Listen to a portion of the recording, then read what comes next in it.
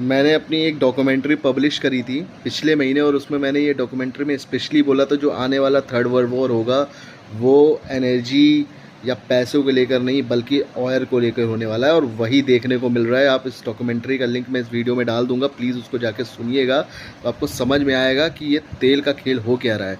देखिए, एक बात समझ में आने वाली है कि ईरान ने बहुत बड़ा स्टेटमेंट दे दिया है। मेरे ख्याल से इस 15 दिन के युद्ध में सबसे बड़ा कॉन्स्टिट्यूशनल स्टेटमेंट ईरान की तरफ से आया है, और इसने पूरे यूएस को हिला के रख दिया है।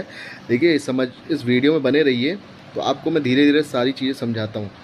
देखिए, ये जो लड़ाई हो रही है, ऑब्वियसली बात है कि America one of the powerful military है, उनके पास एयरक्राफ्ट कैरियर्स हो गए, या आप उनकी स्टेल्थ बॉम्ब्स की बात करते हैं, बॉम्बर्स की बात करते हैं, तो हर चीज़ उनके पास परफेक्ट है, और दुनिया की सबसे ताकतवर आर्मी मानी जाती है, मिलिट्री मानी जाती है, और उनके पास ऐसी पावर है कि कुछ घंटों में पृथ्वी के किसी भी हिस्से पे वो वार कर सकते हैं। लेकिन अब इम्पॉर्टेंट चीज़ समझने की क्या है कि ईरान ने एक ऐसा शॉट प्ले किया, एक ऐसा शॉट लॉन्च किया है जो कि मिसाइल के रूप में नहीं लॉन्च करके उन्होंने फाइनेंशियल शॉट लॉन्च किया। उन्होंने क्या बोला है कि भाई, स्टेट ऑफ हॉर्मज़ हम सभी देशों के लिए खोल रहे हैं, वो सभी देश तेल ले सकते हैं, उन पे किसी प्रकार का हमला नहीं होगा, किसी प्रकार से कोई मोलेस्टेशन नहीं किया जाएगा। बस शर्त एक है, जितना भी तेल स्टेट ऑफ हॉर्मज़ से जाएगा वो चाइनीज़ युआन में पैसा देंगे, उनके ऊपर कोई भी प्रकार की रोक टोक और किसी प्रकार का कोई हमला नहीं किया जाएगा। और जिन लोगों ने भी डॉलर में तेल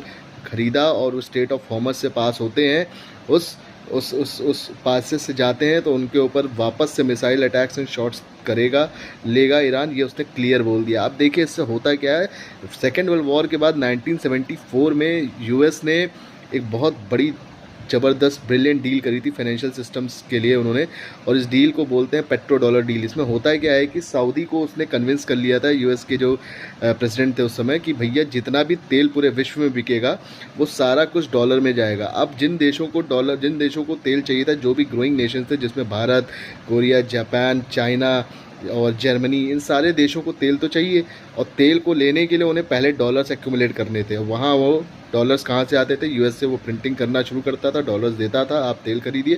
तो दिस इज़ हाउ ये 50 सालों में इतनी पावरफुल इकोनॉमी बन गई। इसका पूरा फाइनेंशियल बेस जो था वो था तेल, और इस तेल के लेन देन के चलते यूएस इतना अमीर और इतना पावरफुल हो गया है।